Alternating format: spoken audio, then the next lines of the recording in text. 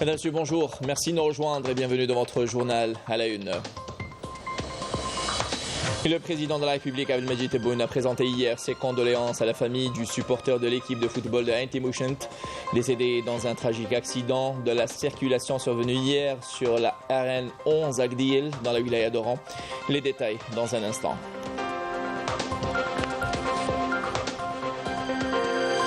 Et avec une production de tilapia estimée à 30 tonnes l'année passée, la wilaya de Biskra s'offre le titre de pôle aquacole en l'espace de 3 années. Le grand format de ce samedi est réservé entre autres à l'objectif d'augmenter la production aquacole dans cette wilaya, à la faveur de maintes projets lancés, tout en mettant l'accent sur la valorisation de l'aquaculture intégrée à l'agriculture.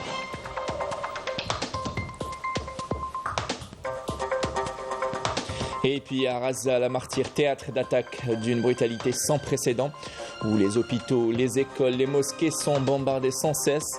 À Raza, ville du génocide à ciel ouvert, le bilan provisoire fait état de 22 600 martyrs, dont 9 730 enfants et 6 830 femmes.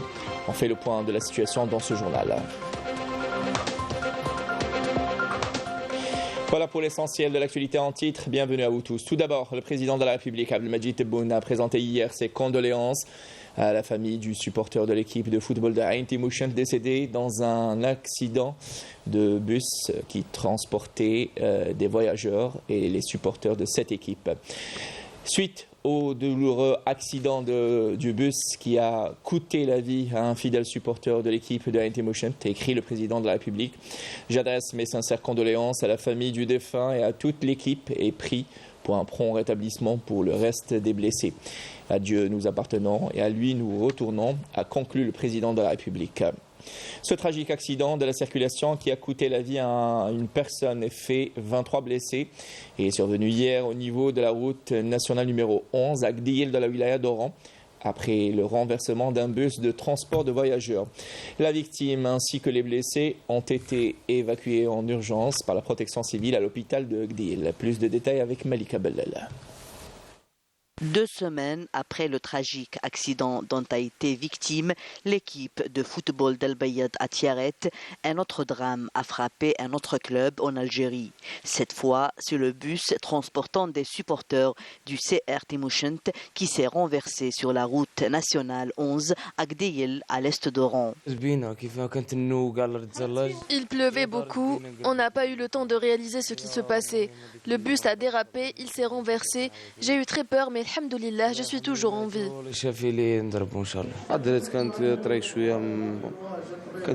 La route était glissante et il pleuvait beaucoup. Nous présentons nos condoléances à la famille de la victime. Je n'arrive toujours pas à réaliser ce qui s'est passé. C'était tellement rapide. J'ai eu quelques blessures, mais alhamdoulilah, tout va bien pour le moment.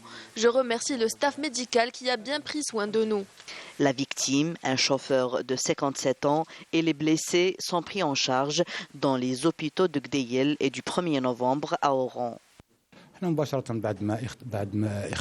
Dès l'annonce de la mauvaise nouvelle, nous nous sommes dépêchés sur les lieux du drame et avec le wali de la wilaya d'Oran, nous avons constaté que les blessés sont transférés vers les hôpitaux de Gdil et du 1er novembre où ils sont pris en charge.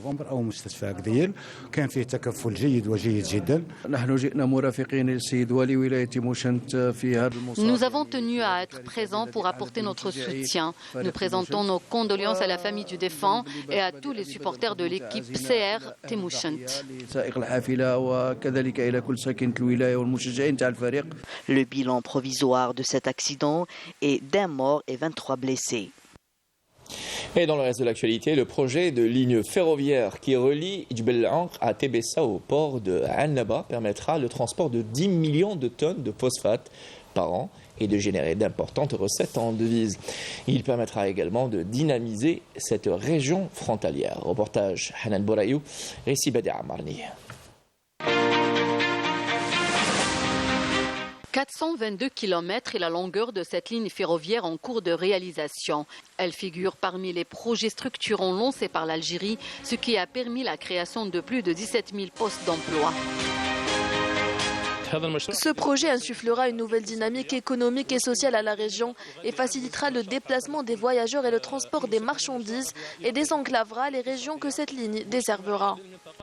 Sur le terrain, les employés sont à pied d'œuvre pour livrer le projet dans les délais impartis. Un travail minutieux à accomplir après des études techniques approfondies. Les techniciens et ingénieurs de la région veillent à exécuter ce projet minutieusement. Nous sommes en train de réaliser tous les ouvrages d'art et consolider les ouvrages dans les zones d'inondation.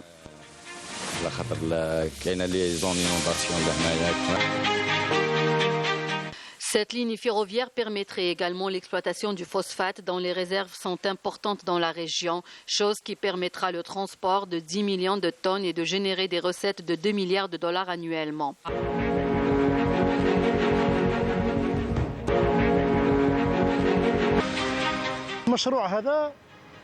Ce projet permettra à l'entreprise d'augmenter la capacité de production et par là même la capacité de commercialisation. En 2021, nous avons atteint un chiffre record jamais réalisé depuis la création de notre complexe en 1964. Notre entreprise, ses cadres et son personnel comptent relever le défi et battre d'autres records. Le ferroviaire, plus qu'un moyen de transport, un poumon économique qui s'inscrit dans la stratégie de développement des infrastructures du pays. En l'espace de 3 ans, la wilaya de Biskra s'est positionnée en pôle aquacole, avec une production de tilapia estimée à 30 tonnes l'année passée. Mais l'objectif est d'augmenter considérablement cette production à la faveur de nombreux projets lancés dans cette wilaya du sud-est, tout en mettant l'accent sur la valorisation de l'aquaculture intégrée à l'agriculture pour contribuer à l'économie nationale. D'autant plus que la loi de finances de 2024 comporte de nombreuses incitations visant à encourager l'investissement dans la filière de l'aquaculture d'eau douce, notamment en une prime incitative au profit des producteurs de tilapia, un poisson aux multiples vertus. Amal Barba signe ce grand format.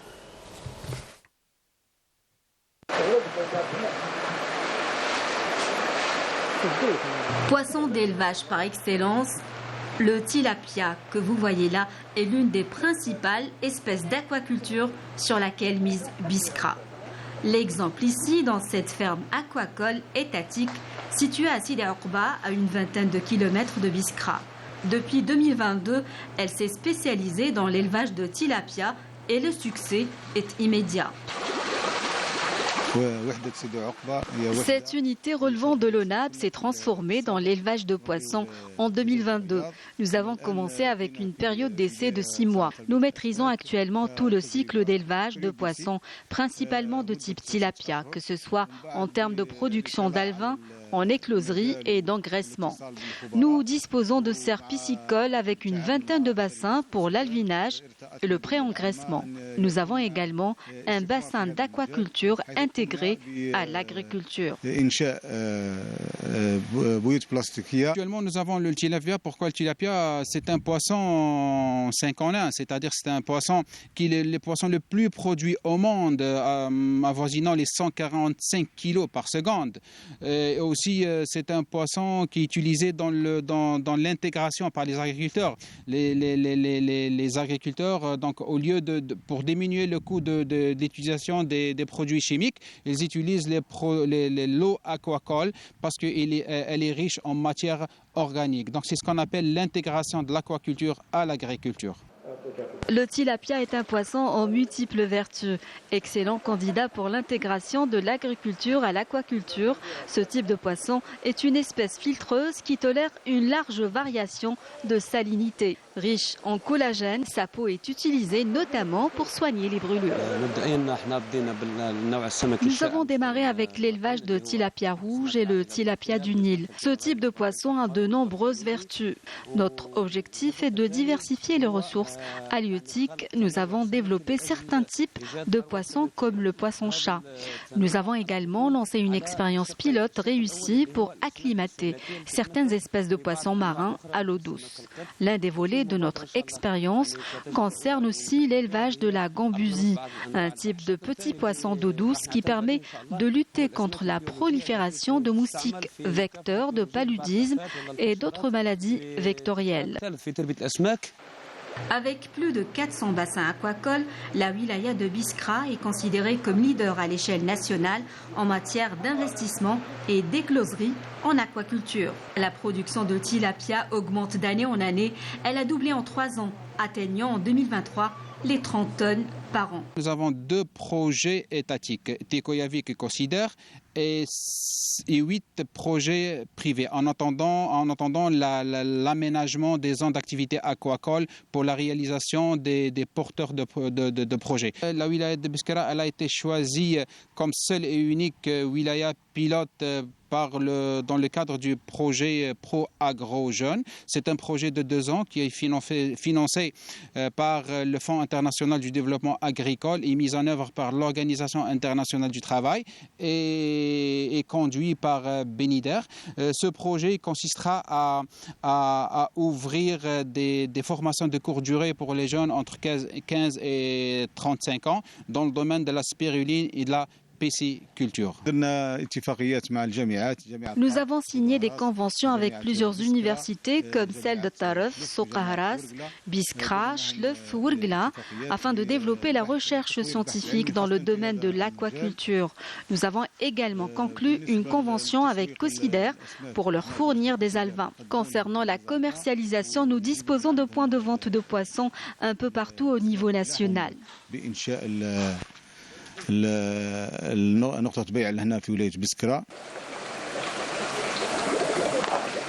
La production de tilapia est appelée à augmenter à Biskra avec l'entrée en production cette année de 2 nouvelles fermes aquacoles. La loi de finances de 2024 compte aussi des avantages au profit des producteurs de tilapia, de quoi booster cette activité à l'échelle nationale. Et tout comme la wilaya de Biskra, la wilaya de Ouargla est réputée par ses immenses palmeraies, une signature emblématique de la région. Au sein de la commune de Ngoussa, par exemple, une exploitation agricole attire l'attention en allant au-delà de la renommée de la phéniciculture, en intégrant également l'agrumiculture. Entre les palmiers majestueux et les champs d'agrumes en plein essor, cette exploitation agricole exporte vers l'étranger, en plus d'alimenter le marché de gros en produits de qualité. Reportage, Rina Lorari. Agriculteurs de père en fils, Lerid et ses frères sont les travailleurs acharnés de cette exploitation agricole familiale située dans la commune de Ngoussa à Ouargla. Avec près de 200 hectares pour 3000 palmiers dattiers consacrés à une variété de dattes, El Gerbaï, renommée dans la région. Notre père a commencé à travailler dans cette exploitation agricole en 1989, tandis qu'elle n'était qu'une simple parcelle de terre. Passant par le Oued Nissa, la terre est naturellement fertile ici, ce qui ne nécessite pas l'utilisation d'engrais. Avant, nous utilisions un système d'irrigation traditionnel. Ensuite, nous avons adopté le système du goutte à goutte. Notre ambition actuelle est d'élargir nos cultures. زدنا توسعنا في غراسة النخيل وخاصة دقلة نور تمتاز بأنها بالجودة العالية. Nos dattes sont d'une qualité exceptionnelle. Leur particularité est qu'elles sèchent naturellement, préservant leur excellence sans recourir à des chambres froides ou un conditionnement spécifique, assurant ainsi une longue durée de conservation. Notre principal marché d'exportation englobe des pays africains tels que le Mali, le Niger, la Mauritanie, le Sénégal et le Burkina Faso.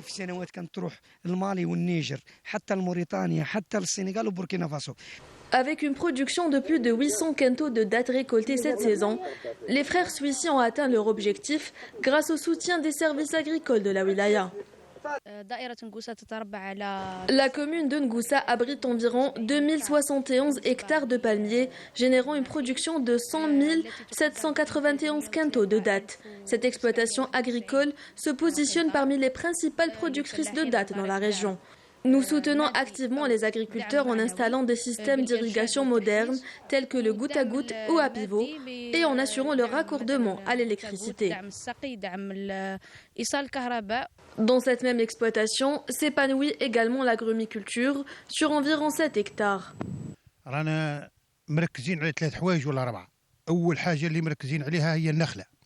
Notre exploitation agricole se concentre principalement sur la culture des dattes et la céréaliculture. Plus récemment, nous avons étendu nos activités à l'agrumiculture. Auparavant, nous utilisions des méthodes traditionnelles, mais depuis que nous avons adopté le système de goutte à goutte, cela a nettement amélioré nos résultats. Toutes nos productions sont vendues au marché de gros. Avec une richesse phénicicole dépassant les 2,6 millions de palmiers dattiers, la wilaya de Ouargla s'impose parmi les leaders dans la production de dattes et ambitionne également de diversifier ses cultures. Par ailleurs, et pour faire face aux tueurs silencieux, en l'occurrence le monoxyde de carbone, surtout pendant cette période hivernale, l'installation gratuite de détecteurs de monoxyde a démarré, suivant les instructions du président de la République. L'exemple dans ce midi, depuis la wilaya de Tipaza, nous dit Assia Rib et Majda Jahmouna. Dès les premières heures de la journée, les équipes techniques de la Sonelgaz entament l'installation à titre gracieux des détecteurs de monoxyde de carbone dans les foyers. Objectif, prévenir les accidents domestiques. Les éléments de la Sonelgaz nous ont installé le détecteur de monoxyde de carbone. En cas de propagation de gaz brûlé, il faut ouvrir les fenêtres, sortir de la maison et contacter la Sonelgaz.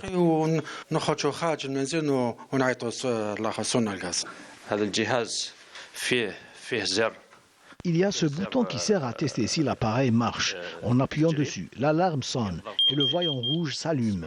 Cela veut dire que ce détecteur est fonctionnel. Le voyant vert s'allume une fois toutes les 30 secondes pour montrer que l'appareil fonctionne bien. Le troisième voyant, par contre, s'allume en cas de problème. Les équipes techniques de la Sonelgaz installent ces détecteurs uniquement dans les maisons qui répondent aux normes de sécurité en vigueur. Sonelgaz a mobilisé tous ces éléments et entreprises agréées afin d'accélérer les opérations d'installation des détecteurs à travers 28 communes au niveau de Tipaza. Le nombre de clients a dépassé les 122 000 pour le gaz et 230 000 clients pour l'électricité. Les spécialistes préconisent l'aération quotidienne du domicile pendant au moins 10 minutes. À noter que le nombre de personnes victimes de monoxyde de carbone a dépassé les 150 personnes en 2023, selon la protection civile. Et dans l'actualité internationale et dans la bande de Raza, qui restera malheureusement le théâtre d'attaques d'une brutalité sans précédent. Des quartiers entiers ont été rasés, des routes effacées de la carte. Les écoles, les mosquées et les hôpitaux sont bombardés sans cesse. Les rares hôpitaux partiellement fonctionnels sont dépassés par le cas nombreux de blessés graves. Raza sans ressources essentielles comme l'eau potable, la nourriture et l'électricité. Selon le chef onusien de l'humanitaire, 180 femmes palestiniennes accouchent chaque jour dans ce chaos et dans des situations inhumaines. 3 mois après le début du génocide, alors que l'armée de l'occupation sioniste continue de mener des séries d'agressions dévastatrices contre l'enclave palestinienne, la ville porte toujours les stigmates profonds des violences et crimes de guerre devenus un lieu de mort et de désespoir. Dans le dernier bilan provisoire, l'agression sioniste en cours contre la bande de Raza occupée a fait plus de 22 600 martyrs, dont 9 730 enfants et 6 830 femmes. En outre, plus de 7 000 Palestiniens sont toujours portés disparus et plus de 57 910 ont été blessés. Des chiffres effrayants témoignent d'une situation humanitaire critique et qui requiert un cessez-le-feu immédiat. Retour chez nous et notre périple du côté de la cité du bonheur Bou Saada continue. Cette ville ancestrale recèle un patrimoine incommensurable et inestimable. Des monuments et des quartiers entiers sont témoins de la profonde et riche histoire, notamment du passage de plusieurs civilisations. Saïda Mayouf est notre guide. Bou Saada, la cité du bonheur au sud-est de la capitale Alger, une ville façonnée par différentes influences, notamment romaines et ottomanes. Sa vieille ville, fierté des Boussaadi, regorge de sites et monuments historiques et des quartiers ayant préservé leur cachet d'antan. Boussaada, c'est une ville très ancienne. Parmi les villes historiques, les moyennes villes historiques de l'Algérie, on peut dire même de la mer Méditerranée, parce qu'elle a été classée dans un organisme international, le bureau c'est en Italie, à Sassari, comme ville, moyenne ville historique, parmi les villes de la mer Méditerranée. Et c'est grâce à ce quartier, le Ksar, l'Argoub, le Dhmeida, le Mouamine, toute l'ancienne Médina, c'est grâce à ça que Boussaada a ce charme qui a intéressé, qui a été visité par de nombreux peintres européens. C'est grâce à cette vieille Médina et à l'Oasis que plusieurs films américains, italiens, français qui ont été réalisés à Boussaada depuis les années 23. Au détour d'une ruelle, c'est le moulin Ferrero qui s'offre au regard, toujours debout en dépit des aléas du temps, offrant une perspective magnifique sur la vallée. Pas loin de là se dresse le fort Cavaignac, communément appelé la tour d'horloge. Un ancien bâtiment vieux d'un siècle et 2 décades, perché sur un rocher surplombant la vieille ville. حصن كافينياك هذا الحصن الذي تم تأسيسه سنة 1849. Le fort Cavaignac, ou la tour d'horloge, a été bâti en 1849. Il est perché à une altitude permettant de contrôler tout mouvement à l'extérieur. Il est réputé pour avoir été d'un grand apport pour les Moudjahidines lors de la résistance des Atcha. À quelques encablures de ce patrimoine matériel dont s'enorgueillit la Médina, des senteurs enivrantes émanent du café djessois remontant à l'an 1914. En y pénétrant, vous plongez dans l'histoire riche des ancêtres où chaque recoin de ce modeste endroit vous conte son vécu glorieux. Ce café datant d'un siècle et 11 années appartenait à mon arrière-grand-père et en 1953, il a été baptisé Café de la Brise par le docteur Farhat Abbas. La nature du café djessois a acquis une grande popularité auprès de la population, surtout que jadis il se préparait sur feu de bois. Ici, ce bon café se consomme davantage avec l'armoise, une plante très abondante dans ces régions stépiques et semi-arides.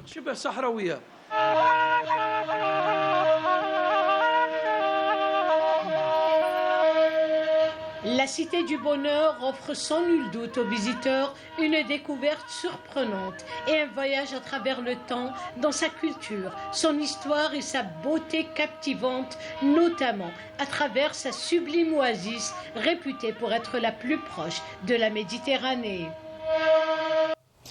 Et avec cette visibilité dans la Cité du Bonheur, à savoir Boussaada, nous arrivons à la fin de ce journal réalisé par Mokhlas Lalmi. L'information revient à 19h sur Canal Algérie. Prenez soin de vous, bon appétit si vous êtes à table. Et tout de suite, les nouvelles du ciel signées Mina Abed. Au revoir.